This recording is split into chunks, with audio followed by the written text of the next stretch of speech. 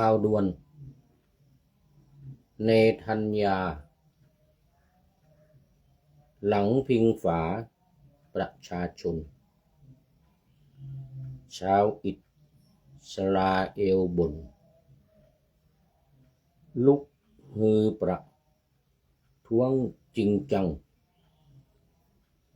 บีทิ้งประชาหวังหลังแนวหน้าเหนือพินพัง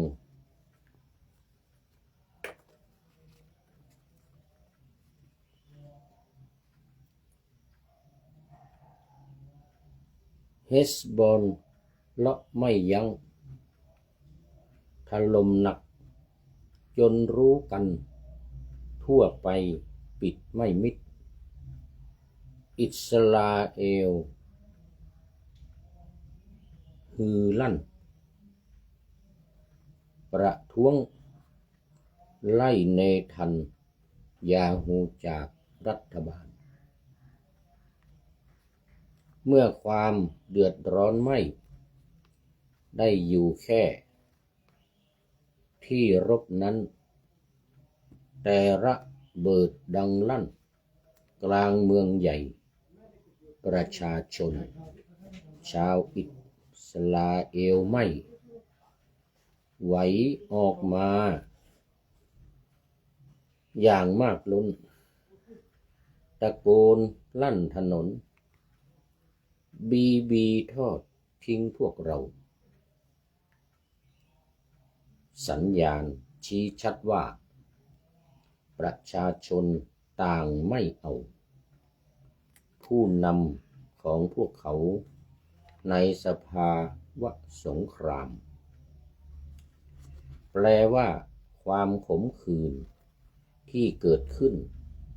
สูญเสียล้ำแนวหน้าตอนเหนือช้ำหนักหนาเกินจะปิดบังได้อีกต่อไปยังเกิดอะไรขึ้นบ้างในศึกนี้เฮสบอลละสอยเรือเหาะอยู่อย่างไม่หยุดยั้งแต่อย่างใดยิงมิสไซล์ขีปนาวุธพื้นสู่อากาศโจมตีกราดแบบไม่ปราณีต่ออิสราเอลพร้อมเปิดฉากยิงไปถล่มฐานทัพย้ำทหารยามค่ำคืนใหญ่แบบปูพรมทั่วไปปฏิบัติประสานงานนักรบอาหรับเปิดทิ้งระเบิดใส่ทหารอิสราเอลขนานใหญ่ที่แนวหน้าภาคเหนือจนเกิด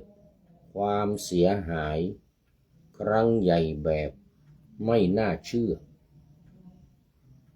คณานับเหลือเฟือกองทัพเตือนแล้วไม่ฟังให้ใช้มาตรการกดดันทางเรื่องสตังค์แทนระเบิดเมืองพังแต่ฝ่ายการเมืองกลับดันเข้าสู่โหมดสงครามถาวรตามกลเกมการเมืองและคติพานการโกงที่ถูกซ่อนมาเมื่อแนวรบใหม่เพาะนักวิเคราะห์ต่างชี้ว่า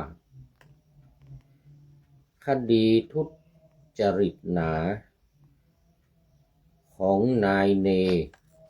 ทัญญาฮู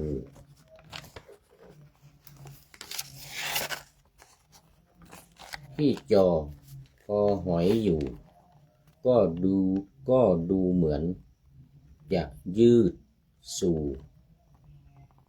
เลื่อนเวลาหน้าดูแถมยังมีประเด็นคำพูดของท่านประธานาธิบดีเจทรัมป์ว่าเนทันยาฮูทำในสิ่งที่ผมต้องการให้ท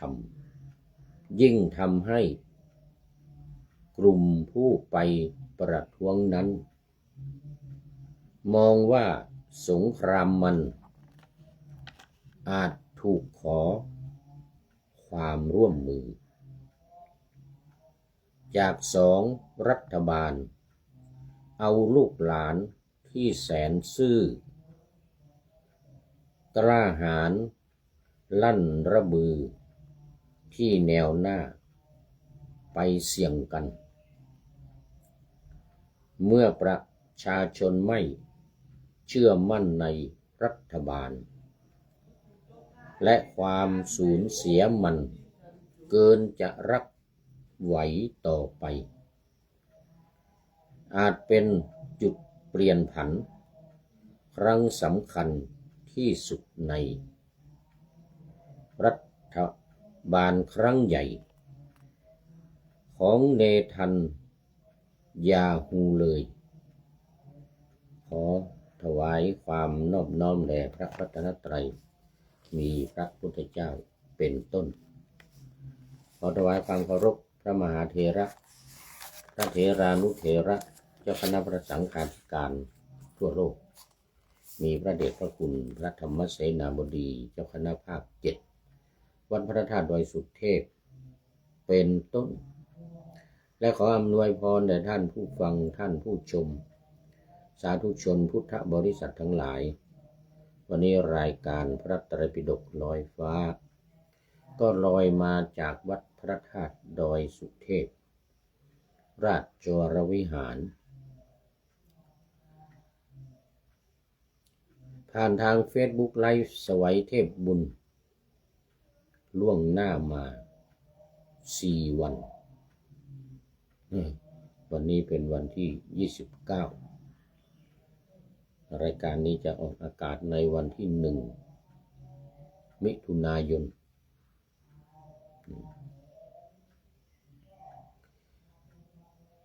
เนื่องจากว่าวันนี้เป็นวันสุดท้ายวันนี้ขออภัยท่านผู้ฟังที่ฟังทางวิทยุใน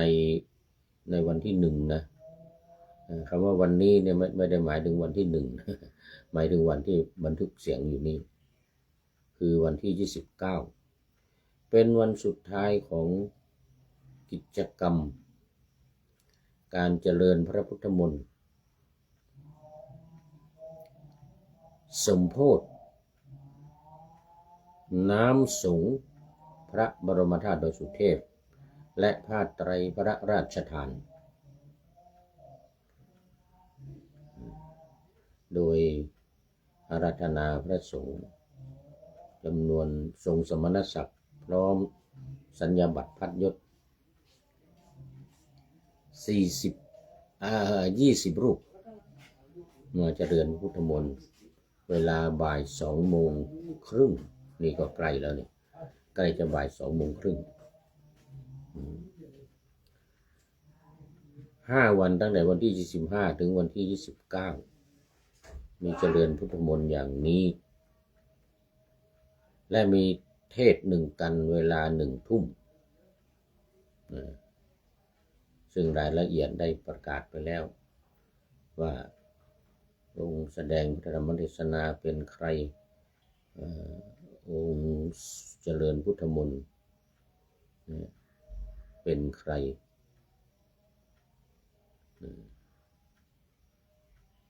นี่ก็ประกาศไปแล้ววันนี้วันที่29นี่ก็พระเดชพระคุณหลวงพ่อพระเทพรัตนนายกนี่เจ้าคณะจังหวัดลำพูนและเป็นองค์แสดงพระธรรมเทศนา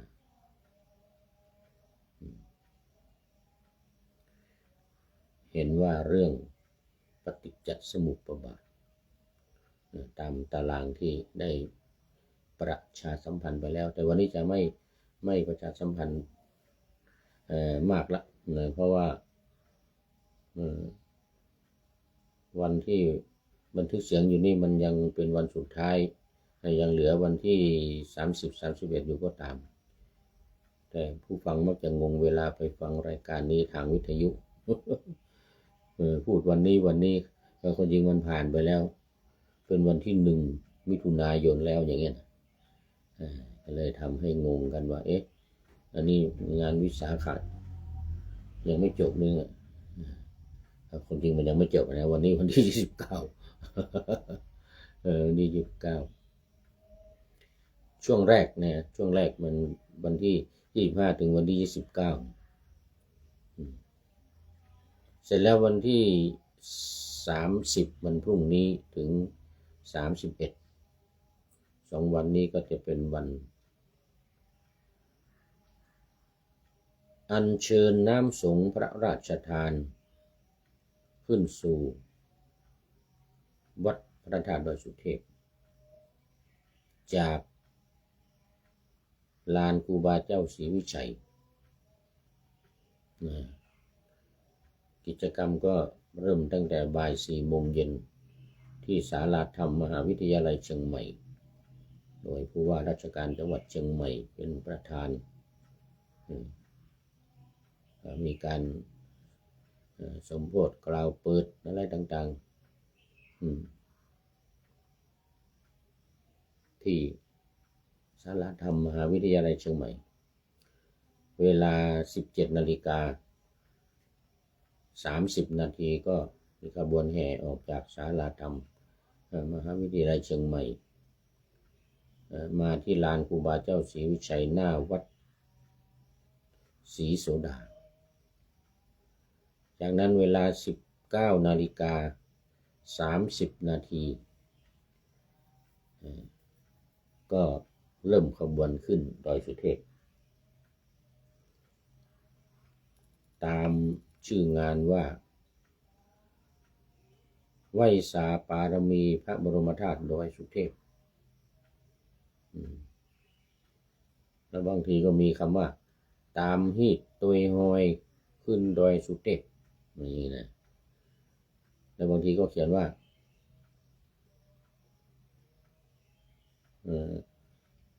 ป่าเวณีเตียวขึ้นดอยอย่างนี้ก็มี ป่าเวณีเตียวขึ้นดอย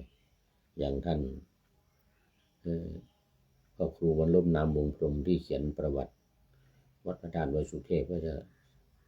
เขียนว่า655 ปีป่าเวณีเตียวขึ้นดอยนี่นะ655 ปีแล้วนับตั้งแต่พระบรมธาตุถูกบรรจุโดยพระเจ้ากือนาทรงอธิษฐานประดิษฐ์บนหลังช้างขึ้นมาบนดอยสุเทพว่าช้างหยุดที่ไหนก็จะบรรจุพระบรมธาตุไว้ตรงนั้นก็มาหยุดตรงนี้แล้วก็เวียนประทักษิณ3 รอบร้องอีก3 เสร็จแล้วช้างก็อกแตกตายคงจะเป็นเพราะเดินเหนื่อยหรือเป็นเพราะบุญกรรมทำมาแค่นั้นได้ทำบุญกรรมอย่างดีสุดแล้วก็ดีใจช็อกตายก็อาจจะเป็นได้แต่ตามประเพณีตามตำนานก็บอกว่าอกแตกตายอกช้างจะไปแตกได้ไงก็คือเป็นลมหรือไม่ก็หมดอายุไขหรือไม่ก็เดินขึ้นมาเหนื่อยโอ้โหเนี่ยตั้ง14 กิโลเมตรจากวัดสวนดอกจากวัดสวนดอกขึ้นมาที่บรรจุพระธาตุปัจจุบันนี่นะ14 กิโลเมตรนะแต่ถ้านับเชิงดอยกรุงเทพนี้ขึ้นมาก็12นะออกไปวัดสวนดอกอีก4 กิโลเมตร ขึ้น14 กิโลเมตร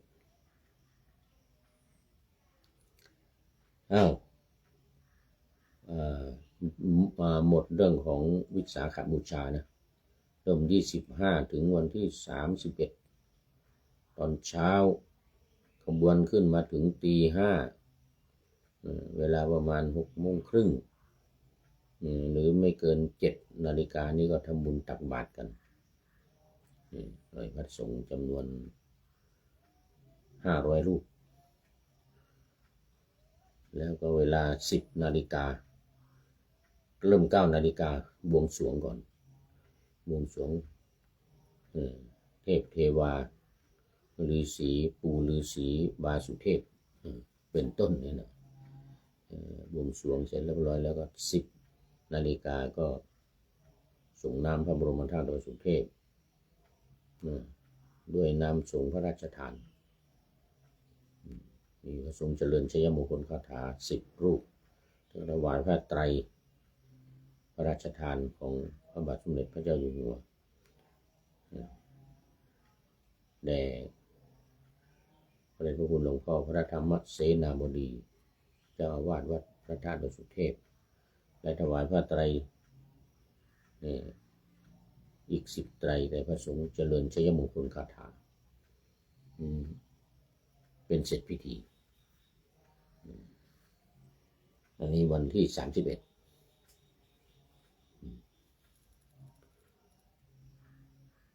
ส่วนท่านฟังที่ฟังดังวิทยุวันนี้ก็เป็นวันที่1วันเป็นรายการนี้ออกอากาศวันที่1ซึ่งยังอยู่ในช่วงของวันอัฐมีบูชาซึ่งจะเริ่มวันที่1ไปถึงวันที่8วันอัฐมีบูชาก็จะมีกิจกรรมต่างๆแต่ตอนนี้ตารางยังไม่ออกมากำหนดการยังไม่ออกมาว่ามีใครแสดงธรรมบ้างทุกเย็นจะมีแสดงพระธรรมเทศนาแล้วก็ตอนเช้าก่อนเพลมีเจ้าภาพก็เจริญพุทธมนต์สวดพุทธมนต์ธรรมนิยามอันนี้เป็นบางวันนะเป็นบางวันที่มีเจ้าภาพเจาะจงมาแล้วก็เทศตอนเย็น1 ทุ่มทุกวันที่1ถึงวันที่7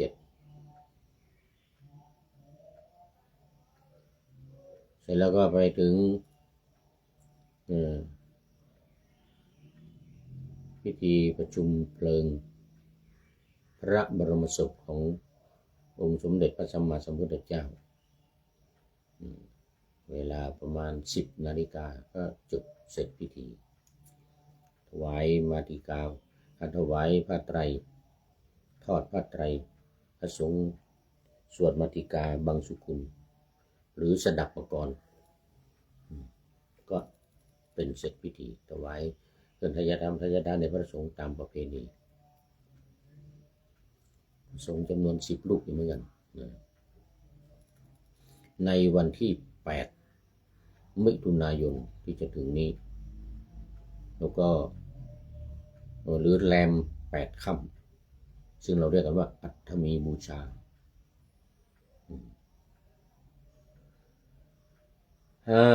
เอาละตอนนี้หมดเรื่องการประชาสัมพันธ์ก็เข้ามาสู่เนื้อหาของรายการกันเลยพระไตรปิฎกลอยฟ้าวันนี้ยังอยู่ในพระสุตตันตปิฎกเล่มที่25พุทธกนิกายอัตถกถาพระวินัยในปกรณ์ชื่อตติยสมันตปาสาธิกาหนังสือสามัญเล่ม3มหาวควรรณนาตอนที่1ติถิยปกันตกถาว่าด้วยภิกษุหรือสามเณรที่ไปเข้ารีดเดียรถีคือเปลี่ยนจากพระหรือเณรเราเนี่ยไปเป็นลัทธิอื่น ไปเข้ารีดเดียรถีก็คือศาสนาอื่นเช่นศาสนาพราหมณ์หรือลัทธิต่างๆในศาสนาพราหมณ์ทั้ง6ลัทธิหรือศาสนาเชนก็อยู่ในลัทธิ6นั่นนะนิโครนาตบุตรเหล่านี้เป็นต้นโดยเฉพาะนิโครนาตบุตรนี่แหละสามเณรมักจะไปทดลองไม่นุ่งผ้าดูว่ามันจะเหมาะสมหรือเปล่านะมันจะสวยงามหรือเปล่างั้นนะปรากฏว่าชอบใจเราจะเป็นนักบวชเปลือยละอย่างนี้นะเสร็จแล้วกลับมาวัดยังไม่ถึงวัดคิดว่าทางวัดผมไม่รู้ว่าเราสึกไปแล้วเราไปเข้ารีดเดียรถีก็นุ่งผ้ากาสายะมาเป็นภิกษุก็ถือตัวเองว่าเป็นภิกษุมีพรรษาเท่าไหร่ก็นับพรรษาเหมือนเดิมที่นั่งตามลำดับพระเถระก็นั่งเหมือนเดิมอย่างนี้นะเรียกว่าเป็นเขาเรียกว่าไปเข้ารีดเดียรถีเข้าขายเป็นไทยสังวาสก็บวชไม่ได้บางทีก็อุปสมบทไม่ได้แต่บรรพชาได้มันขึ้นอยู่กับเจตนาบางทีก็ไม่ได้ทั้ง2 อย่างทั้งบรรพชาเป็นสามเณรและอุปสมบทเป็นพระภิกษุวันนี้ก็เล่ามาถึงว่าภิกษุใดเมื่อเปลือยกายอาบน้ำแลดูตนว่าการที่เราเป็นอาชีวกจะงามหรือเราจะเป็นอาชีวกละอย่างนี้นะดังนี้แล้วไม่ถือเอาผ้ากาสายะคือทิ้งผ้าเลยผ้าสบงจีวรเนี่ยคงเปลือยกายไปสู่สำนักอาชีวกก็คือศาสนาเชนปัจจุบันที่ไม่นุ่งผ้าภิกษุนั้นต้องอาบัติทุกกฎทุกย่างก้าวเป็นอาบัตินะแต่ถ้าในระหว่างทาง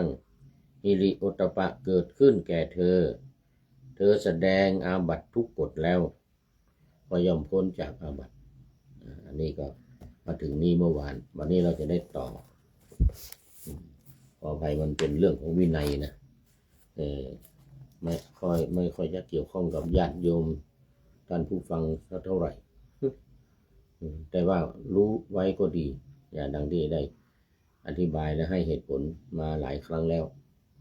ญาติโยมได้รู้วินัยของพระจะได้รู้ว่าพระทำผิดหรือทำถูกถ้าทำผิดก็จะได้ตักเตือนบอกกล่าวถ้าทำถูกก็จะได้ชื่นชม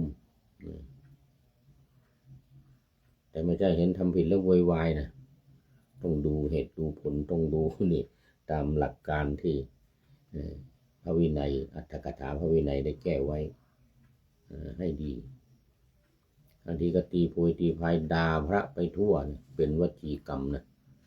แล้วก็จะเป็นบาปเสียเปล่าๆนั้นต้องศึกษาต้องรู้วินัยของพระโดยละเอียดนะต้องรู้วินัยของพระอย่างละเอียดถี่ถ้วนถูกต้องไม่ใช่ดูงูปลารู้เล็กๆน้อยๆแล้วก็มาด่าพระนั่นคือเคยเล่าให้ฟังเพราะมันเคยมีเคยเล่ารู้สึกเคยเล่าในรายการอื่น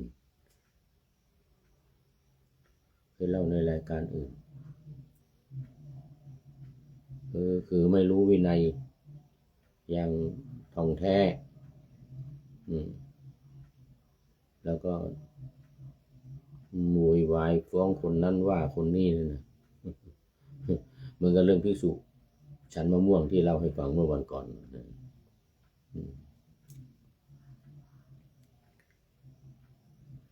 วันนี้ก็มีเรื่องนั้นเล่าให้ฟังนิดหน่อยเรื่องเล่าให้ฟังนิดหน่อยก็คือเนี่ยสมัยหนึ่งที่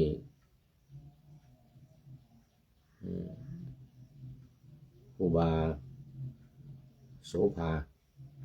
ครูบาหลวงวัดฝายหินเนี่ยสังฆราชาของล้านนาไทยรูปที่หนึ่งเลยนะสังฆราชาของล้านนาไทยรูปที่หนึ่งสมัยพระเจ้าวิชยานนท์ครองนครเชียงใหม่ราชาแต่งตั้งครูบาเจ้าโสภาเป็นพระราชาคณะเป็นเขาเรียกว่าสังฆราชารูปที่หนึ่งแล้วก็ทั้งหมดมี7 รูปด้วยกันต่อมามีอาจารย์มหาปิงก็คนบ้านเดียวกันกับผู้พูดนี่แหละอำเภอดอยสะเก็ดวัดศรีมุงเมืองแต่ไปบวชวัดบวรนิเวศวิหารที่กรุงเทพมหานครเป็นฝ่ายธรรมยุติกนิกายแล้วก็เป็นพระมหาปริญญาอาจารย์พระมหาปิงทางวัดบวรก็ส่งขึ้นมาเป็นเจ้าอาวาสวัดเจดีย์หลวงที่จังหวัดเชียงใหม่นี่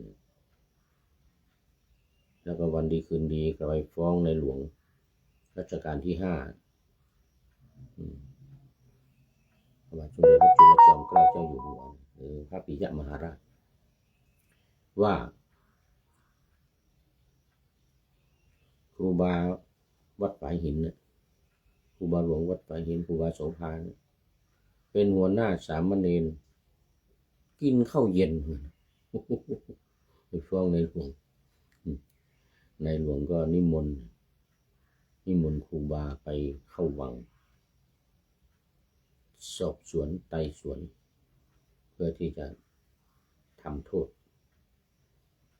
เพราะว่าอาจารย์มหาปิงไปฟ้องไว้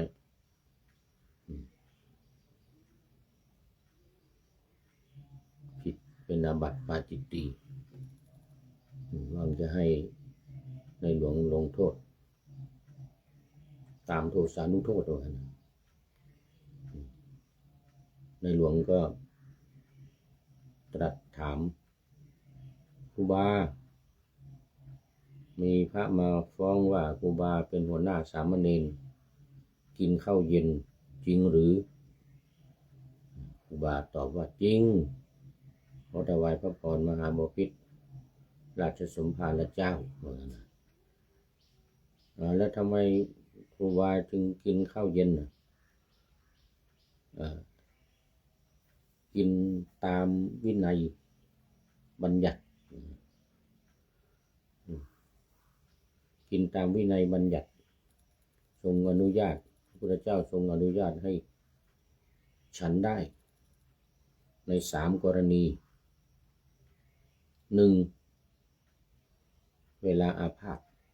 เจ็บป่วยไม่สบาย 2. เวลาเดินทาง 3. เวลาทำจีวรอย่างที่เล่าเมื่อวานนี่ครูบาก็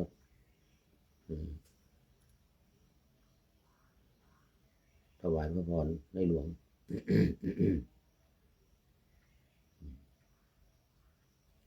เอาแล้วเห็น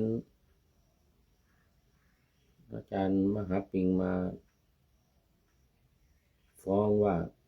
ครูบาไม่ได้เจ็บป่วยอะไรเนี่ยไม่ได้เป็นอาพาธอะไรไม่ได้เจ็บป่วยไม่ได้อาพาธอะไรเป็นหัวหน้าสามเณรกินข้าวเย็นทุกวันมันเป็นอย่างนี้ว่างั้นนะการเจ็บป่วยเนี่ยต้องดูอาการเจ็บป่วยเนี่ยเป็นอะไรที่ว่าอาพาธเนี่ยมันมีหลายอย่างอาพาธมันมีหลายอย่างที่อาตมาฉันเนี่ยเพราะอาพาธคือการปวดท้องเพราะความหิวปวดท้องเราเรียกว่าอาพาธเพราะฉันตามพุทธ บัญญัติในอภินนหปัจจเวคขณธรรมว่าปุรานันจะเวทนังอุปาเทศสามิ เราจะฉันเพื่อบรรเทาเวทนาเก่าคือความหิวที่เกิดขึ้นแล้วในการฉันข้าวนะการฉันอาหารนะเพื่อบรรเทาความหิวบรรเทาเวทนาเก่าก็คืออาการปวดท้องที่เกิดจากความหิวเนี่ยนี่พุทธดำรัสมาอย่างนี้แต่ที่ว่าไม่ได้เจ็บป่วยอะไรไม่ได้ปวดท้องอะไรแล้วฉันเนี่ยก็เพราะฉันตามพุทธดำรัสที่พระองค์ตรัสไว้ในอภินนหปัจจเวคขณะทั้งเช้าทั้งเย็นที่เราสวดกันก่อนอาหารเช้าก่อนอาหารเพลด้วย ว่าณวันจะเวทนังณอุปาเทศสามิเราจะไม่ให้เวทนาใหม่ระวังเวทนังเวทนาใหม่เราจะไม่ให้เวทนาใหม่เกิดขึ้นคืออาพาธใหม่ไม่ให้เกิดขึ้นก็ฉันไว้ก่อนโดยที่ว่ายังไม่ต้องยังไม่เจ็บป่วยยังไม่อาพาธแต่ป้องกันไม่ให้อาพาธไม่ให้อาพาธคือเวทนาหรือเวทนาพาธใหม่เกิดขึ้นระวังเวทนังณอุปาเทศสามิตามที่พระพุทธองค์ทรงมีพระบรมพุทธานุญาตในหลวงทรงทราบก็พอพระทัยถวายตำแหน่งพระราชาคณะชั้นสามัญ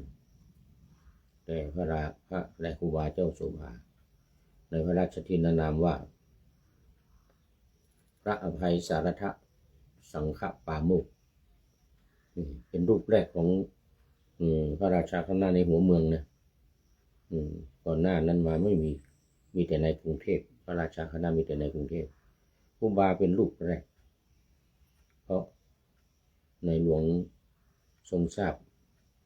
พระธรรมวินัยตามความเป็นจริงเป็นอนาปฏิวานอนาปฏิวาระไม่เป็นอาบัติ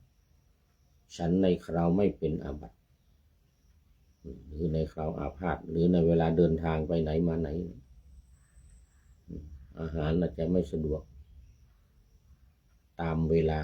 ที่กำหนดไว้คือก่อนเพลเนี่ยก่อน11 นาฬิกาเนี่ยมันจะไม่ทันไม่มีถ้ามีคนมาเขาก็เดินไปมีคนถวายเวลาบ่าย3 โมงเนี่ยก็ต้องรับต้องฉัน5 โมงเย็นก็ต้องฉันเที่ยงคืนก็ต้องฉันมีที่ไหนมีเมื่อไรเวลาใดฉันเวลานั้นอนุโลมไปตามนั้นไม่เป็นอาบัติเวลาเดินทาง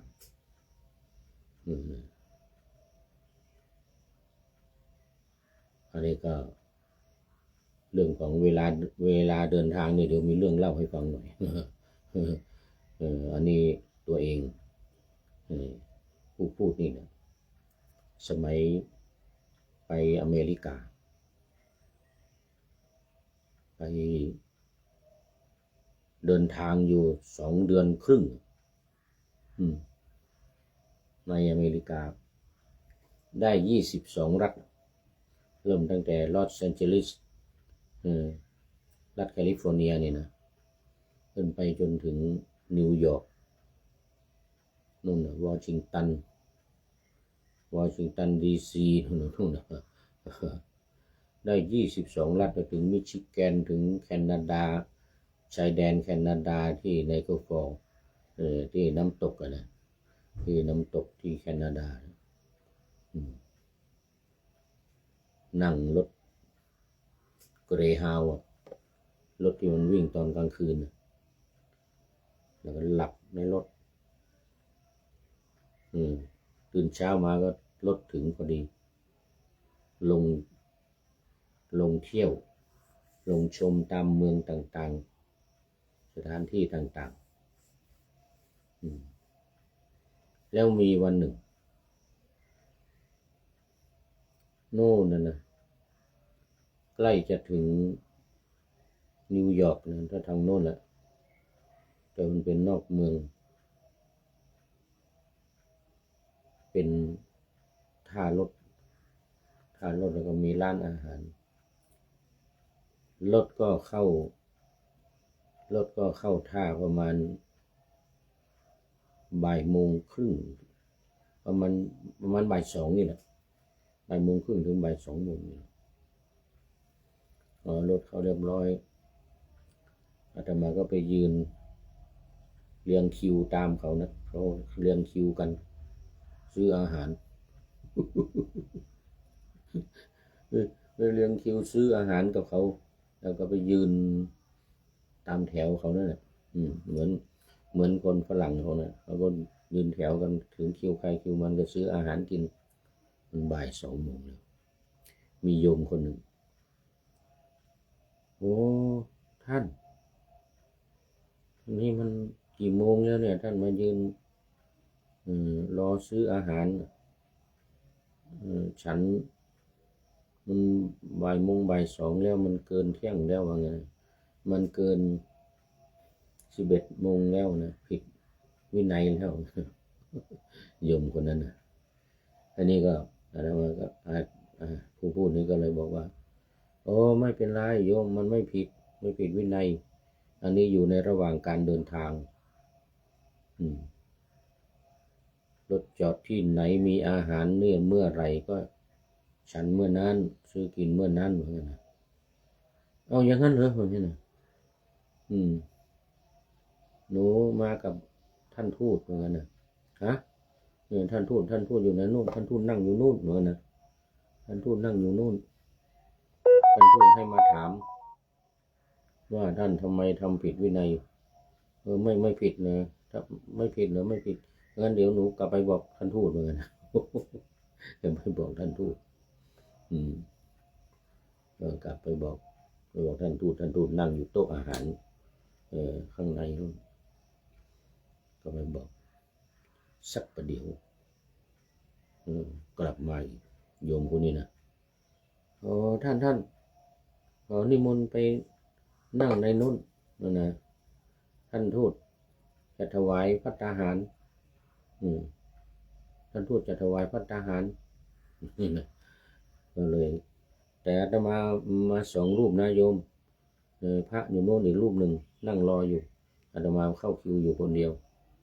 ได้ไม่เป็นไร2 รูปก็ไม่เป็นไรนิมนต์ท่านมาด้วยเหมือนกันนะตอนนั้นไปกับท่านพระครูวัดคอยสูงที่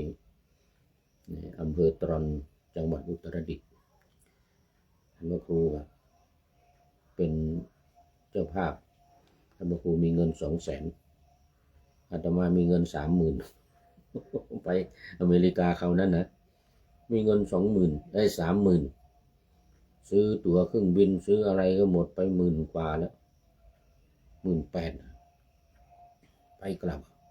ซื้อตั๋วเครื่องบินหมดไป18,000เหลือเงินอยู่10,000 กว่าบาทพอดีหลวงพ่อพระครูท่านมีเงิน200,000แต่ท่านพูดภาษาอังกฤษไม่ได้ไปเจอกันอยู่บนเครื่องบินท่านก็แน่เหมือนกันนะไม่รู้ภาษาอังกฤษท่านก็ไปอย่างนั้นเนี่ยไปดุยอย่างนั้นนะเจอกันท่านพูดภาษาอังกฤษได้ผมขอไปด้วยเหมือนกันท่านจะไปไหนก็ไปเที่ยวนี่แหละงั้นผมขอไปด้วยงั้นแล้วผมจะเป็นเจ้าภาพจ่ายเงินเหมือนกันท่าน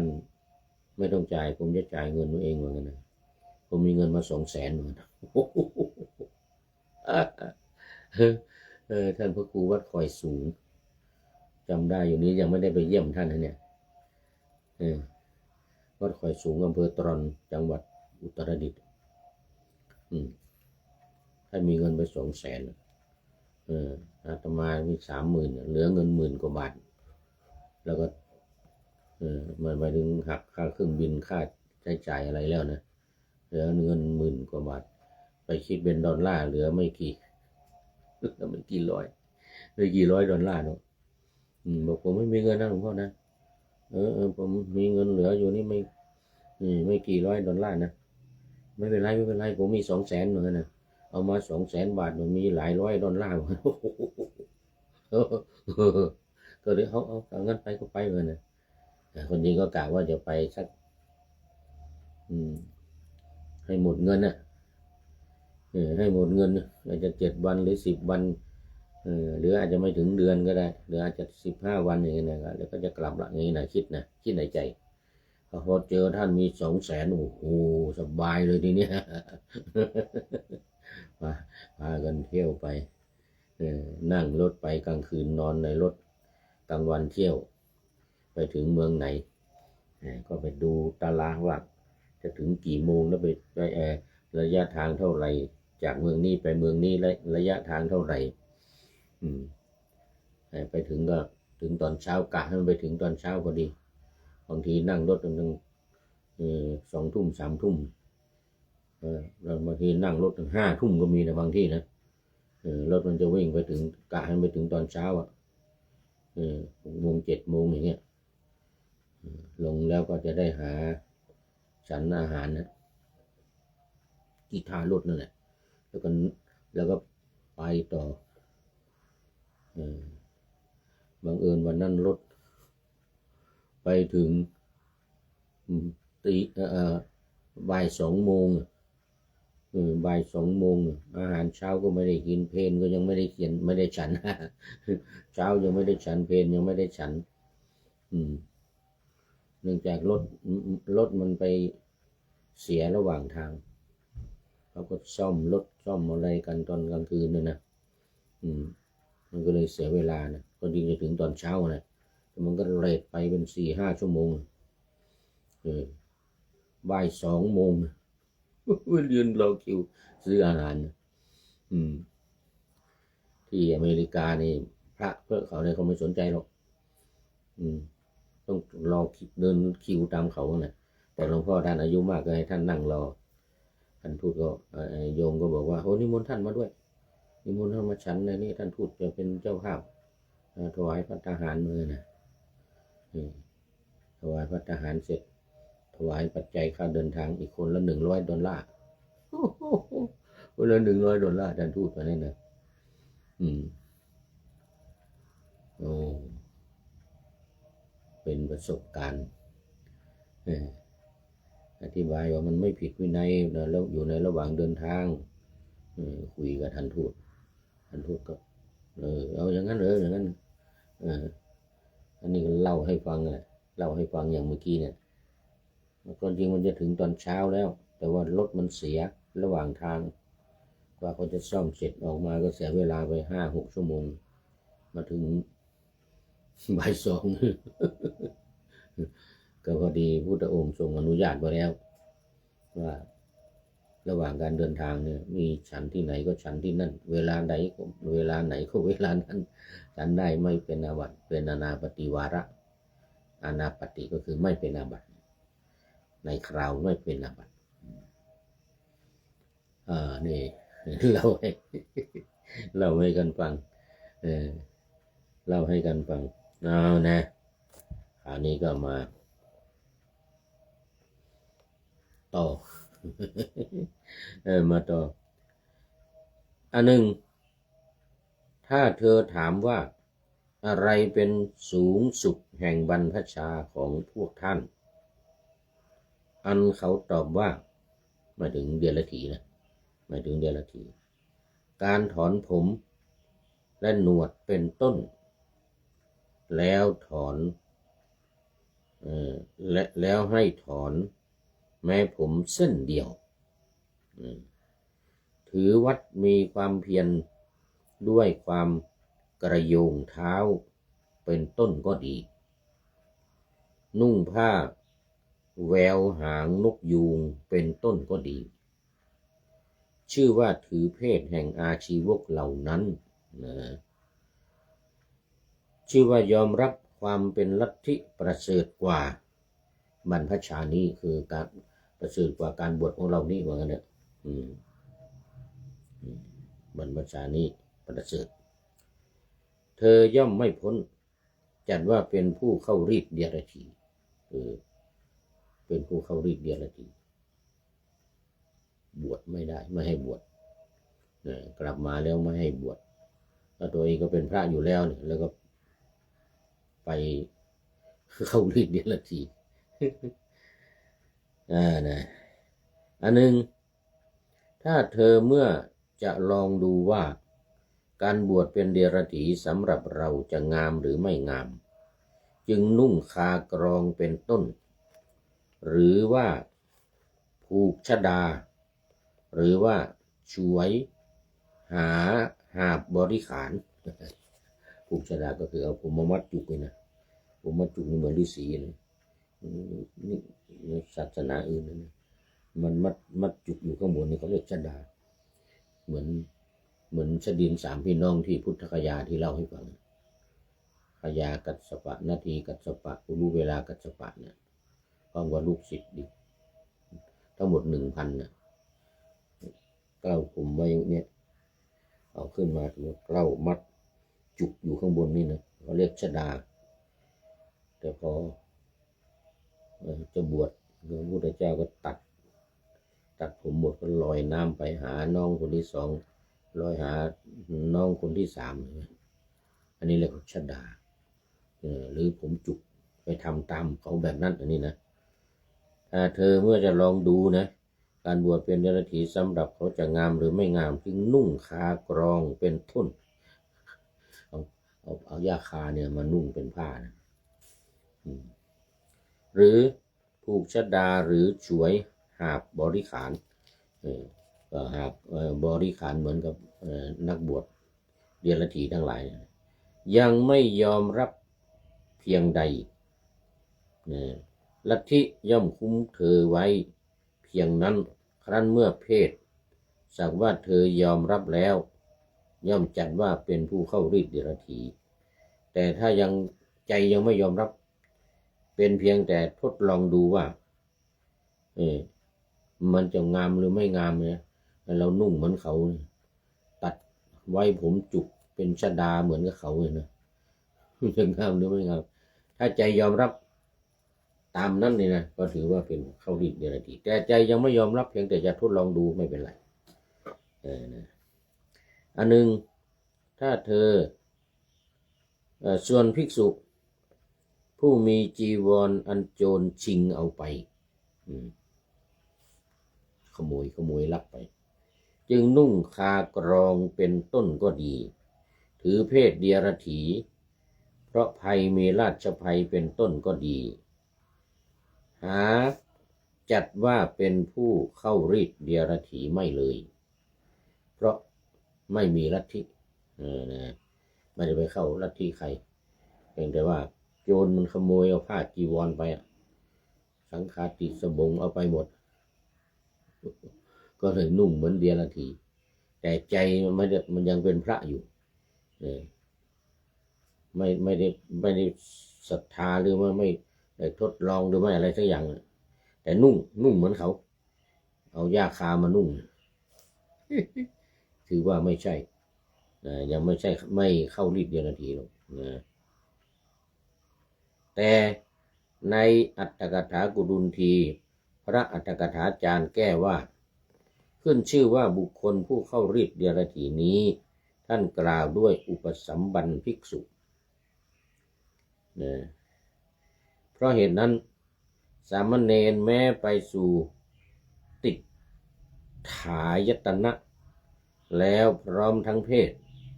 ย่อมไม่บรรพชาและอุปสมบทอีกบุคคลผู้เข้าฤทธิ์เดรัจฉีนี่นะ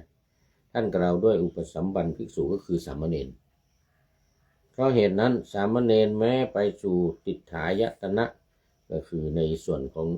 เดรัจฉีทั้งหลายเนี่ยนะ